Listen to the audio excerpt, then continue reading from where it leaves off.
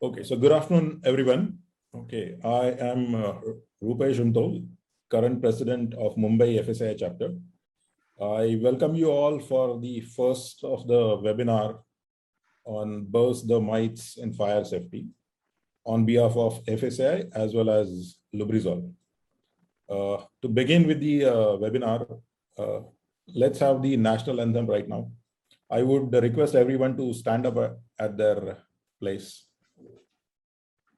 जन गण मन अधिनायक जय हे भारत भाग्य विधाता पंजाब सिंध गुजरात मराठा द्राविड उत्कल बंगा विंध्य हिमाचल यमुना गंगा उच्चल जलधि तरंगा तव शुभ नामे जागे तव शुभ आशीष मांगे गाहे तव जय गाथा जन गण मंगलदायक जय हे भारत भाग्य विधाता जय हे जय हे जय हे जय जय जय जय हे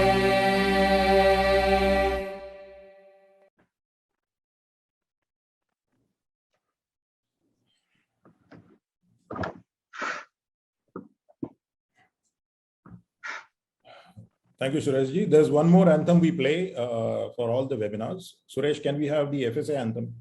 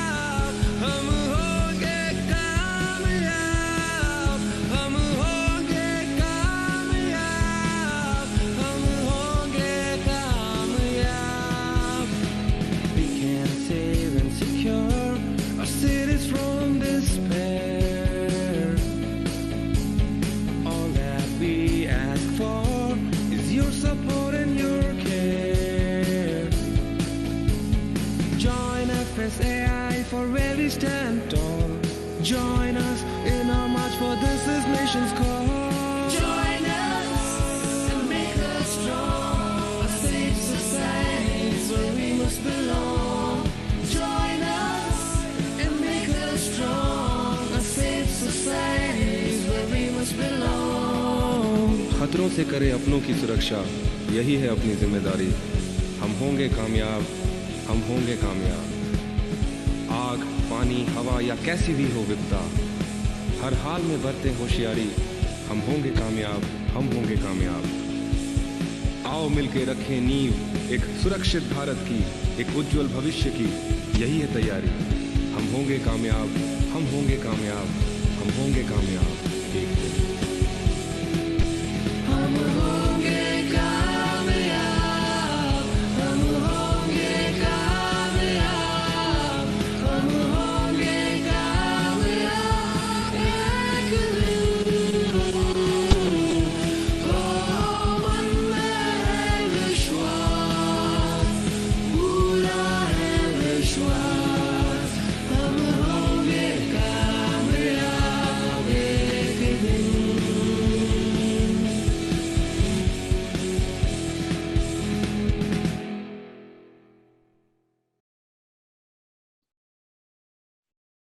Thank you, Suresh. So for those who don't know the FSA, I would like to give you a brief introduction.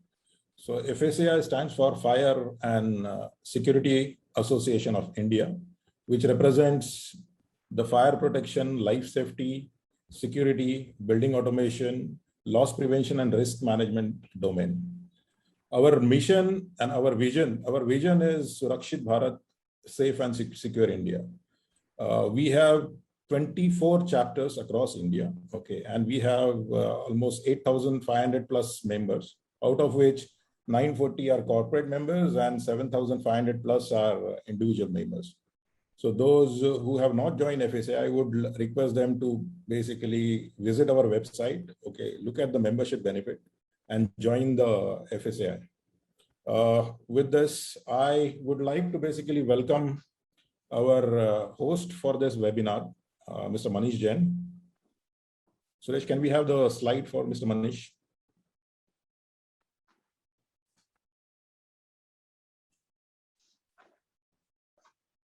Yes, so Mr. Manish Jain is a senior manager with Lubrizol. Okay, he is a civil engineer with MBA, having more than 27 years experience in material industry. For 17 years, he's been with Lubrizol, okay, and he's been promoting the special products like Cpvc solutions for the company. He is instrumental in Cpvc growth in both basically plumbing and as well as fire sectors, okay, and to establish BlazeMaster in fire protection system, he has taken some special efforts. So, Mr. Manish, I would request you to take over the webinar, okay, and you are now official host for this webinar. You are mute, Mr. Manish Jain.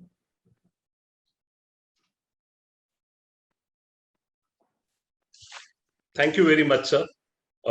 I'd firstly like to thank and welcome all the FSAI chapter members of Mumbai, its entire team, and special thanks to you, Mr. Rupesh Untitled, for giving us this platform where we can conduct the workshop on BlazeMaster Masterclass. I also welcome all the attendees who have made time and come to attend this workshop. The first workshop is on Bust the Myths in Fire Safety. We all know that fire is a good servant, but a bad master. Fire can be a boom till it is controlled and used wisely, or else it can be a curse and it can take lives. On the other hand, myths are perceptions and may not be reality. So when we talk about fire, it is very important for us to understand the difference between the myths and the facts. And this workshop is basically trying to address myths versus facts. And a little introduction about Lubrizol. I work for Lubrizol. Lubrizol is a multinational company. It's the inventors and innovators of Cpvc technology. And with this Cpvc technology, BlazeMaster fire sprinkler piping systems are manufactured in India and abroad. This technology has been there around the world for the last 40 plus years and been used extensively. In India, we have also got the approvals from Bureau of Indian Standards. So we'll take you through the features and benefits through a short video. Before the short video, I'd like to draw out the agenda for the day. We have, post the video, we'll have a case study on retrofitting made easier with new technologies from UK. We have a quiz based on the case study, post which we have a panel discussion on the subject fire protection system, myths and facts. And I think so, you know, it will be a wonderful event where we'll have a lot of questions from you. So with this, I would request for the video on BlazeMaster to be played.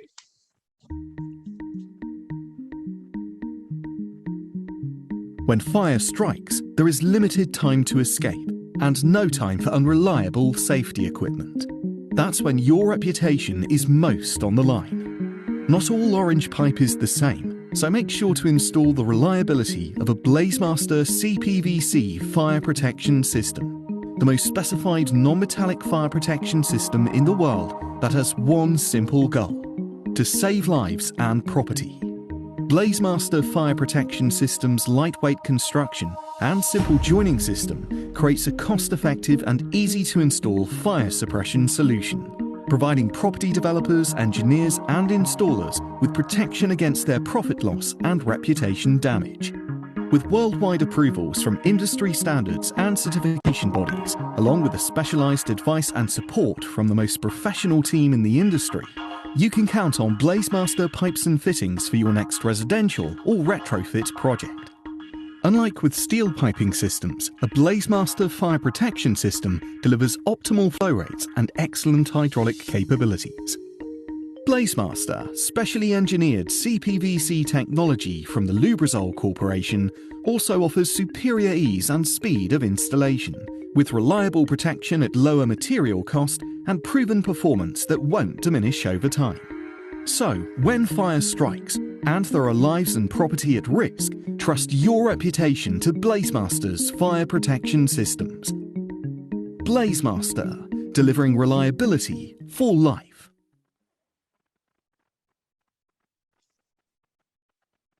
Thank you very much for the video. I think so this sets the context for today about busting the myths versus facts. So today's subject is BlazeMaster, and we also have an eminent speaker amongst us, Mr. Will Robinson, who's the business leader at the Lubrizol Corporation, to present a case study presentation on retrofitting made easier with innovative piping solution. A little bit about Mr. Will Robinson. He's based out of UK and is instrumental in the growth of BlazeMaster in Europe, Middle East, Africa. He's a strategist and loves to deliver strategies for the growth of BlazeMaster in his region, that is Europe, Middle East, and Africa. I will hand over the proceedings to Mr. Will Robinson to take us through the case study. Thank you, Mr. Will. Many thanks, Manish, and indeed good afternoon to everybody who's listening, and thank you again for giving me some of your time to walk you through one of the projects we recently completed in the UK. I hope you can hear me well enough. So a little bit about the case study that we'll go on to discuss. It was conducted in Birmingham. For those that are unaware, Birmingham is the second largest city in the United Kingdom. It's quite an open city. That it actually has more green spaces than Paris in France. And another claim to fame it actually has more miles of canals than Venice does. But more pertinently, and maybe quite importantly when it comes to saving lives, Birmingham also has the youngest population in Europe, with would you believe nearly 45% of inhabitants being aged under 25. So it's quite a young city with regard to demographic and populations. So a little bit about the case study that we undertook. The main driver for the project, which was undertaken, was the tragic events of the Grenfell fire disaster, which you may or may not be aware of, but it did make quite well. Obviously, it made all the domestic news headlines, but it made a lot of international headlines also. So you may be familiar with it over in India, but it happened in July 2017, and it was a high-rise residential block, which unfortunately, due to an electrical appliance, I believe it was a fridge freezer, malfunctioned. And unfortunately, the fire spread out of the kitchen. Will, with your permission, can I? Yeah. The font on the slide is not clear. Right, okay. Can we request Urvashi to please reload the slide, maybe, if possible?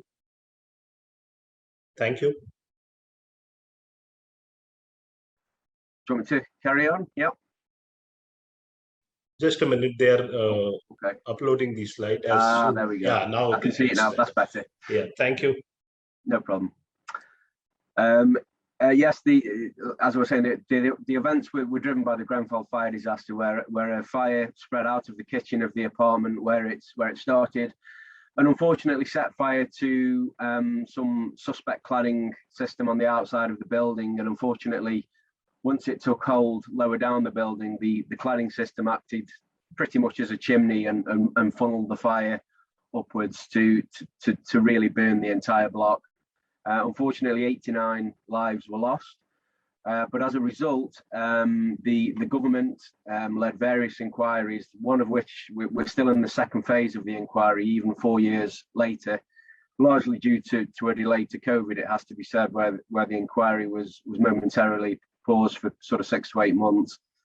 But the inquiry is now back in the full swing of things. But the positive to come from the Grenfell disaster is that UK fire legislation was changed for the better, and many improvements were made. Very similar to other disasters the UK have had. People spoke and put together lobby committees to work with the government to ensure something like this absolutely never happened again. Winding the clock forward 12 months after Grenfell took place, Birmingham City Council decided that they would take action to retrofit all their high-rise blocks, which were actually 205 high-rise blocks in number. And they grouped them all together and let the project as one single package. It was actually let to the largest UK fire sprinkler installer, a company called Triangle Fire. But there was a general overall contractor involved as well called NG, and they worked in conjunction with the local fire service. The fire brigade are always very pro sprinkler in the UK, as of course you'd expect. But they also played a part in bringing what was a very, very large project together, and which was completed in just a little bit over 2 years, sort of 2.5 years, which was some undertaking given the sheer number of apartments and blocks of flats that there were. This largely also, the disaster at Grenfell also gave rise to a complete, whilst there was an independent inquiry, it also gave rise to legislation concerning fire being updated in England, and now in England for any new build premises that is a residential block, if it goes over 11 meters in height, so not really very high, maybe over 3 stories, it's now required by law to have sprinklers fitted. This was updated in something called the British Standard 9251, which looks after the fire protection of buildings from a new build point of view. But this was a refurbishment, and as you can, the slide's gone a little bit blurry again. Shall we? Can we reload the slide essentially? Oh no, that's the video. Oh no, not there yet. Safety of residents in tower blocks in particular, and the buildings, has come into focus quite a lot since the Grenfell incident. The legislation in the UK was previously for buildings over 18 metres to require fire sprinklers fit in residential buildings. It's changed very recently to 11 metres. Birmingham City Council decided to retrofit sprinklers into all of their high-rise housing stock. There's 205 blocks across the city, to basically make the buildings as safe as they possibly can. So we're currently going into all the flats and installing the sprinkler systems in every single room, bar the bathroom. It's basically for their safety, not just for their safety, but the flats above them, next to them, just the general block safety. So there's a lot of families that live in the blocks. Significantly increases the safety for the tenants and the building itself as well. So in terms of safety for the residents, it means that they've got effectively a firefighter in their flat 24 hours a day, 7 days a week, all the time. Fire service attend fires within 5 minutes. In that time, the fire is growing. A sprinkler system will hold that fire back and hopefully even extinguish it within that time, making it safer for crews to enter the building and making the return of the occupants to the flat much quicker. In terms of the residents, there's very little disturbance to them. It's a 2-day process to install the sprinklers into each flat. It's the first day is the sprinklers that get installed, and then the second day is then the boxing that sort of covers the pipe work. So no, there's not really much disruption, and to be honest with you, I'd say 95% of the tenants are quite willing to have the work done. Okay, so far across the project, we've installed around 92,000 metres of BlazeMaster pipework, feeding 23,000 sprinkler heads to date. We expect that to be more like 120,000 metres by the end of the project. Within a building, generally there are passive fire protection systems such as walls and floors which will resist the fire and contain it, but only sprinklers will extinguish or hold back the fire. It's the best option they've got available to them to make the building significantly safer. Just save lives basically.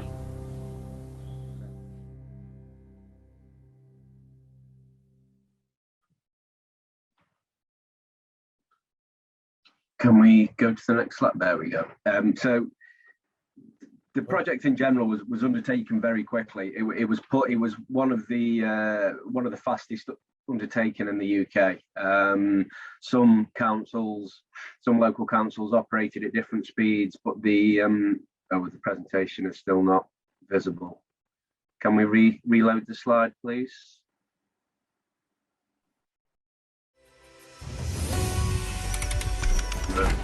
Another video.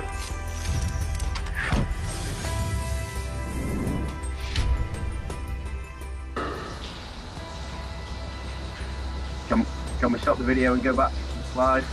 Later, I think.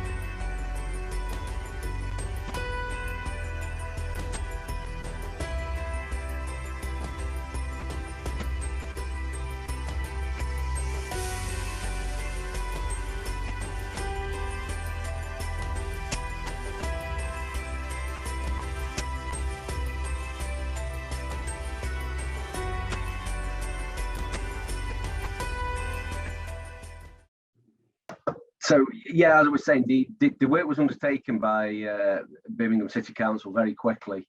Other local councils in the UK did go down the refurbishment route, but this was certainly one of the quickest projects that got to site. It's encouraging and very good news that since the project has been completed, they have had 5 sprinkler activations already.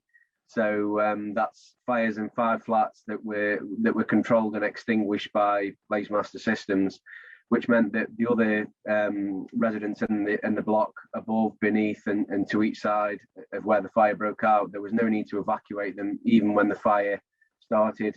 And obviously there was only one family and one sort of group of people who had to be temporarily rehoused while the flats in question had the fire damage repaired within. The myths that this project busted is essentially how quickly BlazeMaster can be installed and at what minimal disruption to the tenants. As you saw on the video there, essentially the rate of completion was 1 apartment per day, which, as I'm sure you can appreciate, over 205 blocks of flats, that's quite some going and quite a quick rate. So in the first day, the pipe and fittings, which you can see on the still images there, were installed. And on the second day, once the curing of the solvent cement had taken place, those pipes and fittings were then boxed in and made invisible to the residents, other than for the sprinkler heads, obviously. The fact that this project was a retrofit also had the additional challenge that we had to squeeze pipework into places where essentially hadn't been designed for the inclusion of pipework.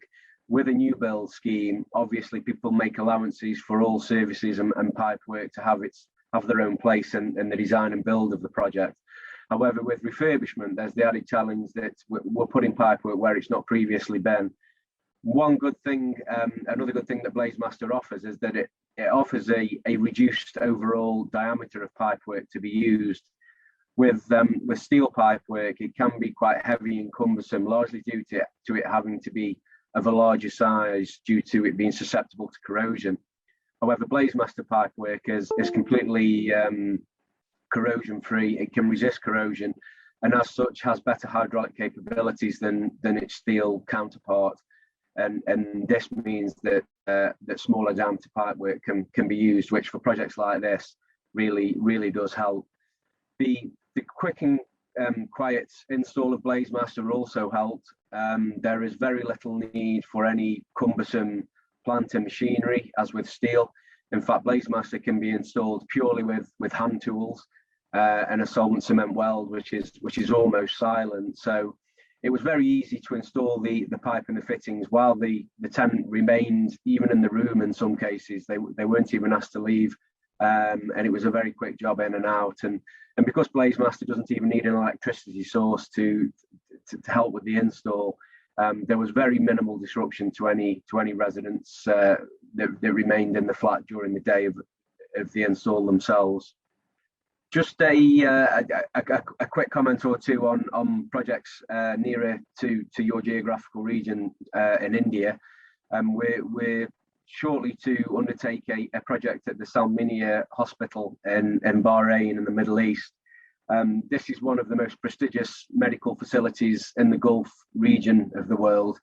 And again, the challenges faced with this hospital project were very similar to the challenges faced with the Birmingham City Council residential project, i.e. the hospital can't afford for too much space, too much ward space where patients are normally housed.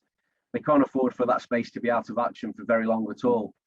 And the plan when we start at the end of this month with the install of this project is to actually empty wards out on a one-by-one basis. So temporary accommodation will be made for the patients elsewhere, and then the install will be very quick. So we will literally install the BlazeMaster in a ward, refill that ward, empty the next ward on the next floor up, and so on as we go up the building. So again, a very quick, quiet and clean install is required to enable life to return to normal as quickly as possible in the hospital after the fire sprinklers have been fitted. And there was another project which you see on screen there that we're also just starting in India, I believe. Thank you for your time, and I believe questions will be taken during the panel discussion. Thank you. Thank you, Mr. Will Robinson. It was an excellent presentation and a case study wherein 200 plus residential buildings, 25,000 plus sprinkler heads, 125,000 meters of BlazeMaster, all installed in homes occupied. And that's one of the versatilities of BlazeMaster, that it does not, it's easy to install and very user-friendly. And one of the highlights which I take out from your case study is the quick adoption by the UK Fire Department to impose and change rules to avert fire. And as I believe that, sprinklers are the first respondent in fire, I think so BlazeMaster does a wonderful job. So now moving forward, we have a quiz for all the attendees, and there are good prizes to be won. So with this, I think so we will try to declare the winners by the end of the workshop. So moving forward to the panel discussion on fire protection, myths versus fact. Let me introduce you the panelists. First, we have Mr. Will Robinson from UK. Then we have Mr. Hemant V. Khadse. Mr. Hemant V. Khadse is an eminent personality and a name in fire safety. He is the CEO of East Corp Group and leads CMI India Private Limited and FLS Engineering Consultant. He has successfully handled national and international projects of hotel, high-rise buildings, commercials, heritage buildings, warehouses, schools, hospitals. He's an engineer and done many professional trainings on disaster management. He's also a certified CII certified sustainability assessor and a lead auditor. His immense knowledge on fire safety can be witnessed in his great articles and various seminars spearheaded by him. So welcome, sir. Next, we have Mr. Gautam Pichkala. Mr. Pichkala holds a master's degree in design energy, and he is a BEE certified auditor. He is presently working as senior associate and lead consultant with SKEM Consultants, with over 15 years of experience in building services and management of projects ranging from residential to commercial, hotels, hospitals. He's a member of ISHRE, ASHRE, FSAI, and a part of their technical committee. He has held many important positions in the various associations, and I welcome you, Mr. Goth. The fourth panelist is Mr. Saurabh Chattopadhyay. He's an engineer and a gold medalist in management with over 20 years of experience in fire and water industry. He has worked for various leading fire material companies and is currently the segment manager for fire with Lubrizol. So I welcome all the panelists for today. And to begin the panel discussion, I think so, the first question I would share with the panelists is on the Indian context of the Bureau of Indian Standards and its role in fire. So this question is addressed to Mr. Hemant Khadse. With your experience of working with BIS and being an active fire activist, please share your experience on introduction of new technologies and how you have been able to bust the myths for introduction of new technologies. Okay, thank you, Mr. Manish. Thank you, FSAI. Thank you, Lubrizol, for having this such a wonderful program. Am I audible, clear, Urvashi? Yes, sir, you are. Very good. So there are a couple of messages that I want to give you here in the question that you asked me. The BIS standard, the myth in the fire safety industry. First of all, let's understand that the BIS have a very limited role to play in terms of technology advancement. Although, if you see recently, they have enhanced their image. They have now progressed very well in releasing a lot of new standards, code standards. But when you compare with an international codes and practices, we are still behind the pace that it is required to have. So let's differentiate the technology and the BIS set. I mean, right now we have good base available to start with. Like last week only the IS 15105 has been launched, which is after a decade or so, which is a great development, I would say, in terms of sprinkler systems, and that too for a new technology like Cpvc, which is now inserted for the first time. But in fire safety industry, I think there are a lot of myths people we carry. First of all, let's understand what is a myth. Myth, technically, if you look at it, it is an understanding or a perception that person carries without any base. I mean, it is my myth. Maybe it's a psychological, technical, so there are multiple myths. But then in specifically fire safety, if you look at it, there are two things that people are still carrying. One is a psychological and one is a technical myth. Like for example, I keep visiting many places, and I get an answer from many facility owners that I do not have my firefighting pumps on a automatic mode, let it operate on a manual mode. When I ask the question why, the answer is very funny, looks like, but it's a strange answer. And that is what is common answer that you can see, that I do not want to take a risk of putting my firefighting pumps on auto mode and getting the water discharge or getting the water leakage in the facility. I mean, I'm surprisingly, it is the myth people carry, right?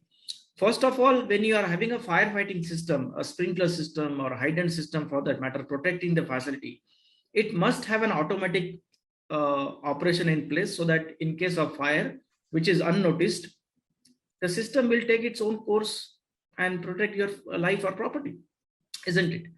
So instead of looking at the reality, why we should have this automation of firefighting pumps, we always remain in that perception saying that no, my manual system is still okay. In fact, there are many people who have come across that they still carry that myth that sprinkler will have a false discharge. They said, no, if we don't do open the walls, let it be in a closed mode, because we don't know when the sprinkler will operate. I mean, this is something really strange, but it is what the myth people carry in the society, and we need to really go in and educate the minds of the people that sprinkler will not have a false discharge. It will not detect any smoke. It will only and only detect the temperature, which is set for the temperature.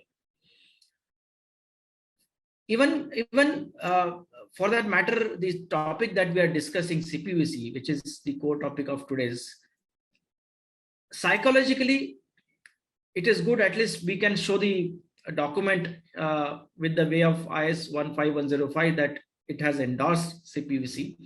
But for that matter, there are many people in the industry still carry that Cpvc will not work. And it's a myth people carry. But the reality is that look at the global installation. And I'm happy to see the Manama hospital where I was there, Salmania Manama hospital in Bahrain. I spent a couple of years there, and good that Cpvc is sitting there. If a Cpvc technology is protecting a hospital in Bahrain, why not a hospital in Mumbai? Why not a hospital in Delhi cannot protect that? So we need to really see that in the eyes of technicalities and create that thing. So my experience in educating the minds is just that you need to get a clarity, remove the darkness of the people by educating their knowledge, upgrading their knowledge, and that's you can carry the bus. I just wanted to give a example, and then probably I can end my answer here by when you ask the technology advancement. I mean, hydraulic calculation is something that in India is still considered as a high technological funda. Although by codes and standard, it is a very, very common practice. But in India specifically, if I'm not exaggerating, less than 5% people do hydraulic calculation for their sprinkler systems. Maybe they have different constraint, the lack of information, lack of resources. Reasons could be unlimited. But the fact is that people do not have that practice of doing hydraulic calculations often, although it's a course of practice written. Now even IS 15105 is also looking at it. And when we're sitting down in a code committee, in fact, I was in favor of putting down that, okay, let's put the condition of a software-driven hydraulic calculation. But then again, there were a lot of differences of opinion of a code committee, and that's when the word has come in computer printout, either an Excel or a manual or a computer printout. Now I'll tell you how this is going to help you. And consider hydraulic calculation as a technology, and people carry the myth that it is not required. How it is going to help? Imagine a brownfield, say, hospital, a high-rise hospital of a 6-story, which is sitting with the 10-year-old sprinkler systems, with no drawings, with no installation base. Now, if you go and ask the facility owner, how do you ensure that the piping is your adequate on a 7th floor in an operation theater or in a room, that you have the flow and pressure which is required by the codes of standard? I don't think so. There is any way that he can prove or justify that he has adequate flow and pressure at the remotest point, whether it's a sprinkler or hydrant. Now, this is a sophisticated, not a sophisticated, this is a scientific way of looking at your systems, putting it down on a certain way of formulas given by the codes and standard, and knowing that, yes, my system is reliable and it can perform in emergency. Now, this is how the myth and the reality that people need to understand. And when we put forward the features and benefit, then probably people can do it. Now, in terms of Cpvc, hydraulic calculation is the prime requirement. Otherwise, you will not be able to give that value addition of a Cpvc systems to any user. And that's reason it plays a role as an integrated role, saying that for any Cpvc systems, if you do hydraulic calculation, and we have done in past, we busted that myth, going to the developer, together with Lubrizol at one or two cases where they were not initially convinced with the CPVC, but when we hydraulically proven that system is going to equally perform than your MS piping systems, if not, it will have more advantages in couple of places. Things were totally different. So all I wanted to tell you here is that it's a knowledge gap that people need to bridge in terms of busting the myth in the fire safety industry, and I think it's the right time that we can go forward. Thank you, Mr. Manish. Thank you, sir. Very well articulated in the terms, fill the knowledge gap through education and awareness. And on the BIS also, yes, the IS 15105 has incorporated CPVC, which will prompt the use of this new technology. Further, as you correctly said, hydraulic calculation is no rocket science. It's simple calculations which can help optimize and value engineer the entire projects and bring savings to the builders, to the much needed saving to the builders. Thank you for your insight, sir. Coming to Mr. Gautam Pichikala, sir, as a designer, what are the challenges you experience while designing systems and adopting new technologies?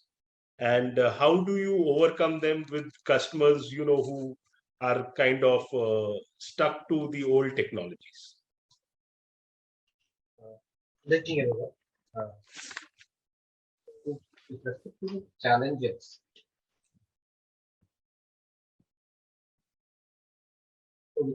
challenges, the major challenge that we generally face is basically the design is like circumventing or interpreting the codes. Very true. There is a major challenge. We Very always true, interpret, or everyone try to interpret it in their own way that suits them. So, like if I am a consultant or a designer, I try to interpret the way it should be. Or if he is a developer who is investing money, he try to interpret the way he wants to save money on it. And similarly, as a contractor or executioner, he will try to interpret it the way how to save money out of the contract. So it is like interpreting things is a major challenge. Yes, there is no clear bifurcation. You have to put it in a general way when you are putting some code or a style. But this interpreting is a major challenge which generally we face. And I'm sorry, can you please repeat the second question? And how do you overcome the resistance to new technologies with your customers, sir? Yeah, coming to overcoming the new technologies, see the way like doing is believing. Like unless it is done or proven somewhere, even like as a consultant or a designer, for anyone to prove a particular methodology or particular product, you have to first prove that that product is superior or in the longer run better than the present product. So the only way to prove that is that either it is installed at one location which is performing better than the present usually used product with respect to though the cost could be high initially, in the longer run as we use the product could be, the operational cost of the product is much better or the life of the product is much better. So these are the things which we need to prove to the client or the end user on paper. And as I said, seeing is believing, basically. So the ones which are installed, it is always better any client or a developer will gain confidence once they see a product which is installed for a period of time and it is functioning well, and the status of the product, like in the sense the present status. If it is installed 10 years back, what is the present status? So for example, similarly like a CPVC pipe instead of a GA pipe or MS pipe. If it is installed for 10 years, you know how the product will be how the metal will be after 10 years of corrosion and everything, and what would be the scenario with the CPVC pipe. So it is always like seeing is believing. So you have to prove on paper first, and then you have to visually prove them. Yes, this is far more superior. And yes, if these two are proved to them, and they, it is always 99%. It's always adopted by clients. Very correct, sir. Yes, very well said, sir. Interpreting codes is really a challenge. Everybody tries to interpret it the way they feel comfortable. But I think so this time the IS 15105 has tried to remove a lot of ifs and buts. Providing these options for interpretation is the best. Yes, very true. We also have Mr. Rupesh Untitled. You'd like to speak something on this, sir? I would have requested not to add me here, but then since you have asked me a question on this interpretation, I think people don't interpret. People are happy to manipulate the codes. Okay, so everybody manipulates it as per their benefit. Okay, so I would say let us stop manipulating and start interpreting. Very well said, sir. Thank you for your inputs. And I also, Mr. Gautam very correctly said, one of the best ways is to look at the operational cost, the life, and look at the life cycle cost when talking about change. So with this, I come to Mr. Bill Robinson to share his experience on how in a metal-dominated UK market, how have you been able to successfully get such a big project, and what are the things we can learn from the UK market, not only for fire, but means in terms of fire, of how quickly they were able to adopt the changes when the fire occurred, so that our lives also could become a little better. Thanks, Manish. Sorry about that. As you guys know, I mentioned the Grenfell Tower disaster in my case study previously discussed, and clearly this was a big watershed moment concerning fire and fire protection in the UK, and more specifically fire in residential buildings. The UK has a number of statistics which actually state that from a fire point of view, the UK general public are actually far more at risk in the place they class as their safest, if you like, their own home. They're far more at risk from a fire point of view there than they are if they go to the cinema and watch a film, or if they go to a restaurant and have a meal, or a walk around the local shopping centre, whatever it may be. Certainly from fire in residential settings, there was a big problem. And after the Grenfell fire, I think the UK public drove change as much as the lobby groups and the governments did, because the public was scared. They saw what a devastating effect fire can have, as we all know. In some cases where suspect cladding was placed on the outside of buildings, night watchmen were employed to walk around the building all night just to watch out for the signs of fire while people slept. And we were in quite a bad place when it came to fire. So I think the legislation changing and driving the British public to understand that actually the use of sprinklers is one of, if not the primary sort of fight against fire in such residential settings. And I think it's the great British public sort of were educated for the first time as to what sprinklers really can and can't do, and how, and they began to understand the basics of sprinklers. One myth, for example, was that once one sprinkler head activates, the entire building sprinkler head will activate, which as we know here, I mean, that couldn't be further from the truth. But I think television and films, to be honest, gave people this false impression of sprinklers, and once they came to understand that actually only the sprinkler head nearest the fire will activate, and then if the next sprinkler head senses the temperature is high enough, that one will activate, and sort of sprinkler heads floors up in the same building won't won't be used at all.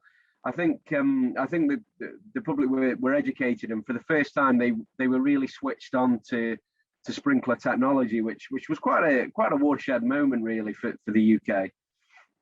And I think also more specifically regarding CPVC, a question I used to get asked a lot, but not so much now, it has to be said, is why won't CPVC melt on contact with fire, which using common sense and using a logical standpoint, you would think, well, okay, these piping and fittings are made from a plastic, for want of a better expression, and why don't they melt when they come into contact with fire? And it's an understandable question, but it's one which we've educated people and brought them up to speed with the fact that the PVC molecules and normal PVC, what we do at Lubrizol with our compound is actually expose them to a further chlorinization process, and it's that process which gives the pipe and fittings their high resistance to heat, and coupled to that, without wanting to get too bogged down in the chemistry of things, but there would actually need to be 3 times the amount of oxygen on planet Earth for the pipe and the fittings to sustain a flame themselves. What CPVC piping does is protect itself by forming a layer of char on the outside of the pipe. And I think once we've shown people videos of this taking place and even demonstrated them to it in person, they start to gain a firmer handle on that actually, yes, CPVC does have a place in the fire market now. And from a UK point of view, I think until about 5 or 6 years ago, there was some steel systems still being used, but I think certainly for the light hazard applications, and I've seen a couple of questions pop up in the chat with regard to sort of where CPVC can be used and where it can't. From a UK point of view, we're listed for use in all light hazard applications and some ordinary hazard 1 applications, for example, like hospitals and hotels. So we are creeping into the commercial space a little bit more. But 6 years ago, there was even some large sprinkler installers in the UK who turned their noses up at CPVC and said, oh no, that isn't for us. But wind the clock forward 5 or 6 years, and the market is in such a place now where only CPVC is used for light hazard, and those same large sprinkler installers are now sort of wanting to install CPVC, whereas before they didn't want to know really. So I think that gives people an idea and a picture of how much the fire sprinkler market, certainly in the UK, has progressed over the last 5 years. And where we see in future the gains can be made as we increasingly are used in light commercial spaces, if that makes sense. Back over to you, Manish. Thank you. Yeah. Thank you, Mr. Will. I think so. There are a lot of learnings for us, and a lot of confidence comes in when we hear about such cases and such vast usages. India is also now moving in the right direction. We are adopting newer technologies, and hopefully in times to come, 5 years from now, we would also proudly be able to say that 70 to 80% of our light hazard occupancy is CPVC. So just to answer the chat box question, where can CPVC be used? It is for light hazard occupancy. You can use it on the floor plate of a residential building, irrespective of the height of the building. So in other words, where you cannot use it is in the basements and the vertical riser.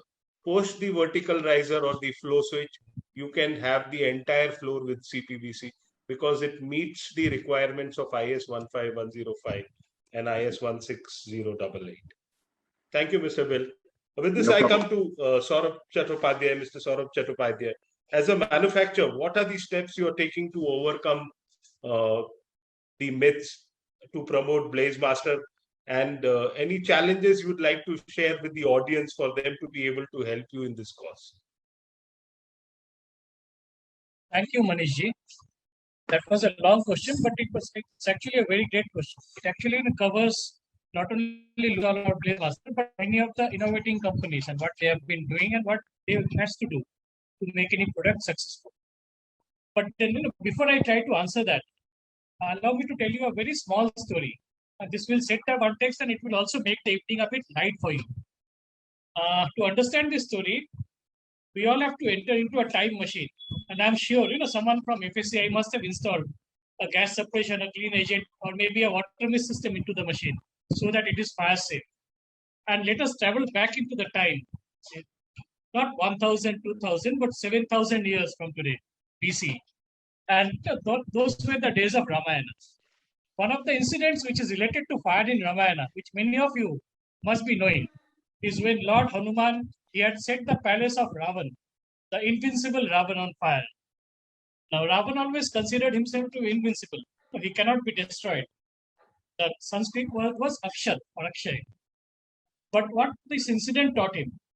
The incident taught him a very important lesson. Begin with, his palace needs a very good fire protection system. And after that, once he realized, yes, my palace doesn't have a fire protection system, he must have realized that he must have one of the myths that was not only present in Ravan, but I feel it is present in many of us. In fact, to be very honest, 20 years prior to now, before I joined this fire industry, I also had this myth in me that fire happens to others. It can never happen to me. If I can use, दूसरों के घर पे लगता है. Fire doesn't happen to me, it happens in others. Ravan's palace getting set on fire must be one of the first documented residential fire incidents in South Asia.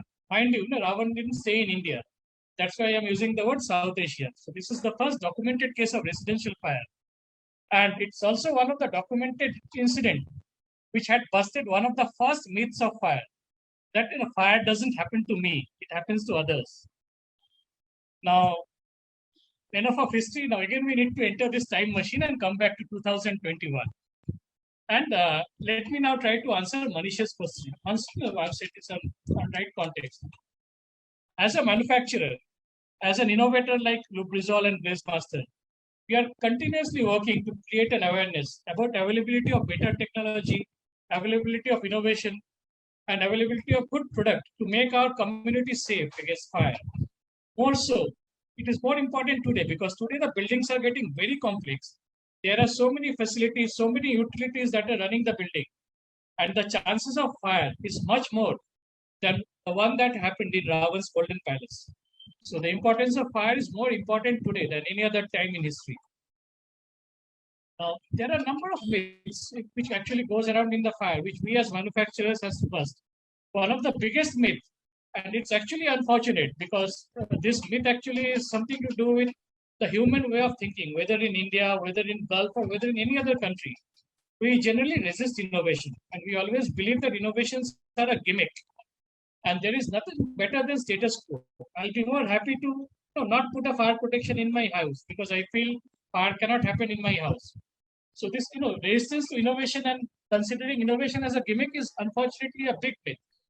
Similarly, if I can just correlate this with Cpvc, when Cpvc pipes were introduced in India a couple of years back, instead of focusing on 35 years of global usage of BlazeMaster, mind you, BlazeMaster invented Cpvc in the 80s, and in North America, this product has been extensively used from 1984. So instead of focusing on 35 years of BlazeMaster experience, or 2 billion, mind you, if I am not audible clearly to you all, it is B, not M, 2 billion feet of BlazeMaster installation. What we were focusing on all these years, one of the things we'll just point it out to you. Many of us believed that Cpvc melts easily. We heard Will talking about that, and now we know, at least in this forum of, say, 100 people who are attending, you know that now today Cpvc actually doesn't melt easily because of its chemical compound and because of the engineering done by Lubrizol BlazeMaster. We another myth that was also going around is Cpvc being the word. I don't like to use the word, but then let us use it for once. Cpvc is a plastic. So what happens is it's not strong enough to bear the 12 bar pressure, which runs into a sprinkler line, which again is a big myth. Not only 12 bar, let me just also underline, BlazeMaster can withstand a pressure of 60 bar, 5 times of 12 bar. That is what the BlazeMaster pipes are tested at. And last, I think I'll just end it with one of the classic myths that we keep on hearing. Cpvc is not approved by the fire officers, which again is a big, big myth. In fact, it is not only approved by most of the fire officers in India, but it is approved across Bangladesh and Sri Lanka. If I can underline the presence of Cpvc approval in South Asia. Now, if I can just quickly summarize, and answer Manish's question in one line. Manufacturers like us, we are working very closely with the industry, with the government, and with like-minded people like you all. And we are trying to bust all these myths and to bring to you a great innovation. And this innovation, I'm sure it will help us make a better life for all the community and make all your lives easier in the coming days. Thank you, Manish. Over to you. Okay, thank you, Saurabh. I think so very well articulated. Your journey back in time uh, brought in some good. I think so. It was a good context. I would not say brought memories back, but it was yes a true case study to be looked at. And so I think so. There is a lot to be done in terms of fire in India. The codes have now been revised. We see a lot of good opportunity. So this generally opens up a question. So is it mandatory to, this is open for the floor and anybody can answer. But is a fire approval mandatory, or do the codes permit the use of a material? So why do we need to go to the fire departments when there are IS codes available for a product? I think so. I leave the floor open for any of the panelists. I think so. Bill may not be able to contribute on the Indian context, but when there are standards for a product. Okay, so can I pick up that question? If you Sure, sir. So question is that what is the role of fire officer in approving the installation, right? Yes. Is that a question? So basically, let me just give a clarity here. Fire officer as a AHJ, authority having jurisdiction, role is specifically in issuance of NOC, no objection certificate, which is a statutory obligation. Further which there is nothing kind of an approval that you seek in terms of material, because they are not a third party approval body that gives you kind of an approval on specific installation. What essentially they are in India, which is responsible for issuing of NOC and compliance to the NOC, and so that they can give a final kind of an NOC at the stage of handing over or commissioning stage. And that is how the process or involvement of fire officer. So there is nothing that beyond anything that is given by statutorily in India specifically. In Middle East and all, there is extended role, but in India, having a limited resources, specifically for fire officer, only issuance of NOC, that's a one part. And that's one of the parts. Fighting the fire, giving the primary or secondary help to the facility owners by fire tenders, local fire tenders. So this is what their backup is the responsibility that they need to have. Nothing beyond that. Thank you very much. So I think so. We can have one more question from the audience. So I think so. With this, I think so. We can bring the panel discussion to an end. For the closing comments, I would like to summarize saying that yes, awareness and education will play a key role, and with international case studies of use of new innovative technologies, the Indian Bureau of Indian Standard has also adopted these products, and it is more about the mindset change, which will bring in the change and further strengthen the fire safety in our buildings. With this, I thank you all for a patient hearing, and now with this, we have an opinion poll, or if there are questions from the audience, they can post it and we can ask our panel to take a few questions. There is one from Mr. Lalit Deshmukh. Before we get into the panel, the opinion poll, why most areas sprinkler systems unable to control fire even they are maintained in well condition? That was question number one. So why most area sprinkler systems unable to control fire even they are maintained in well condition? So I think so. Maybe Mr. Lalit has had a bad experience where the fire sprinkler did not work. Because overall, if I talk about my experience, fire sprinklers generally do work. And the only thing is which we need to take care is if there is a maintenance, we need to ensure that the system is on. I remember a case of Delhi in a 5-star hotel where there was a maintenance and the pipes were let open. The same night there was a fire, and unfortunately that part of the building was damaged. So these are precautions.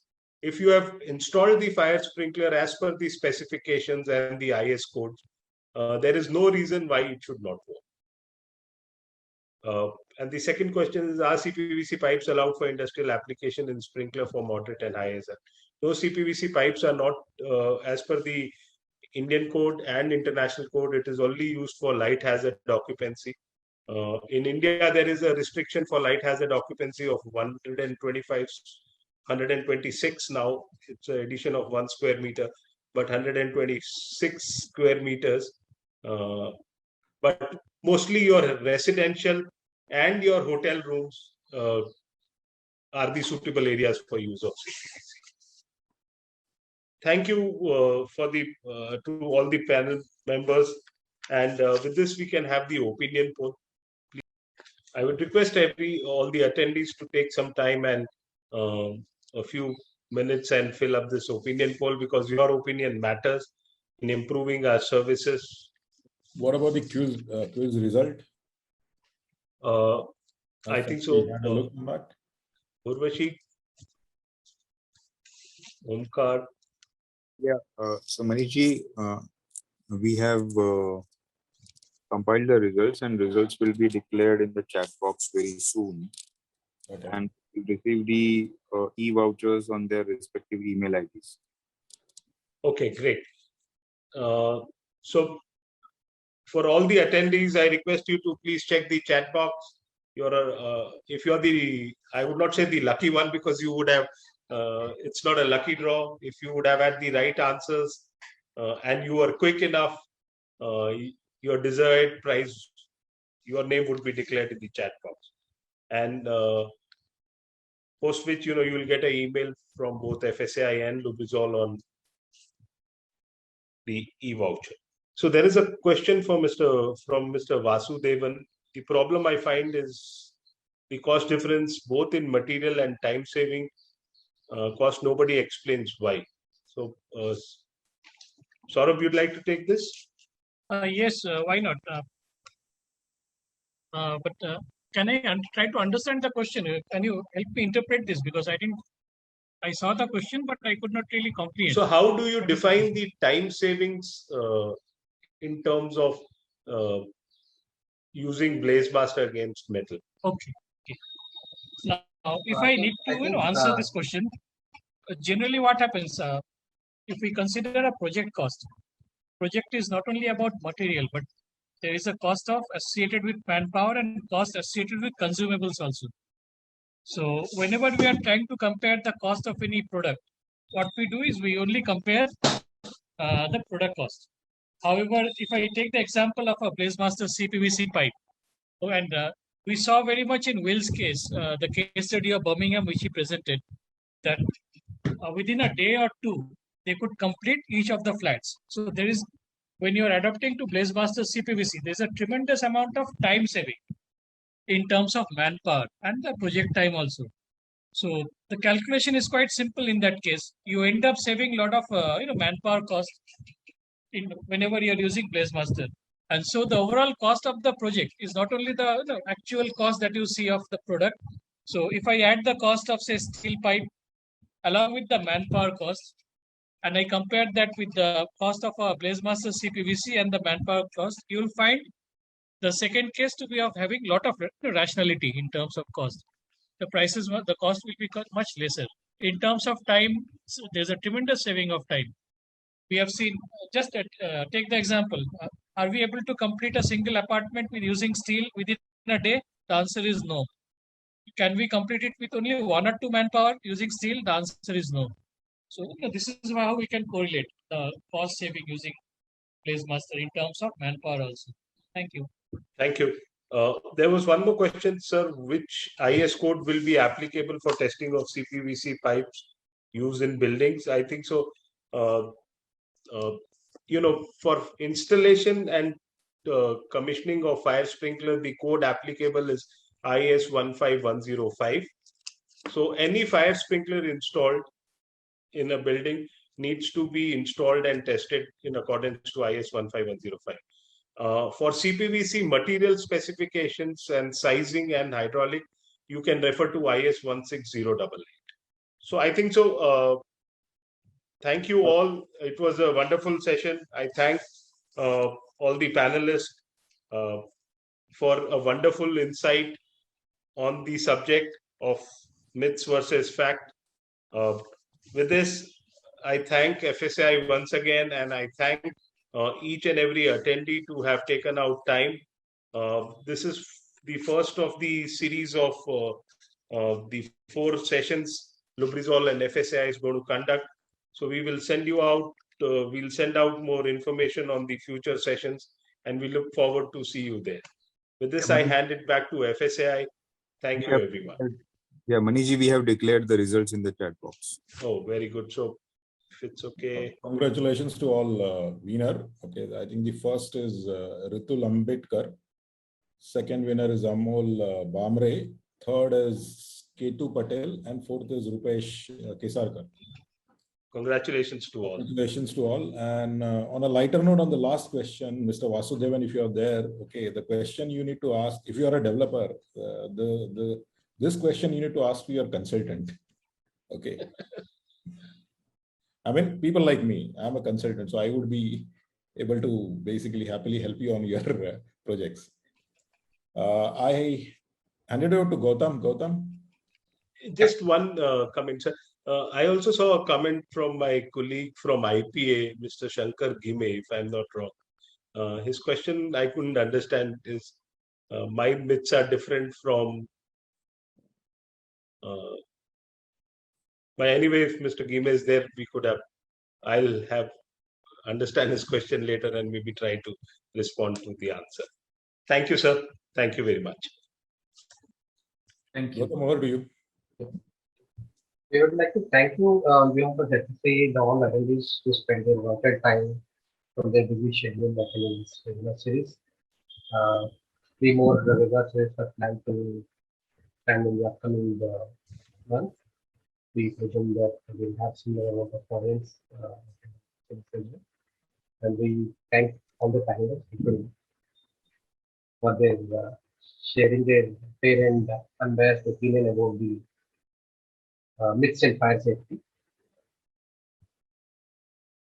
So we hope we'll have a good session in the future. Right. So thank you all again. Okay. I think there was a little bit of glitch in between. Okay. I think for the next webinar, we should definitely improvise and improve on our deliverables. Okay. This webinar was planned in a lesser time. I think we have much more time for next series. So let's basically discuss and improve on the things. Okay. Improvement is required both sides, FSI and as well as maybe Lubrizol side. So let us take it as a lesson. Okay, and thanks again. Okay, and I think we should close this session. Thank you, sir. Thank you. Thanks, everybody. Thank you, everyone. Bye-bye. Thank you.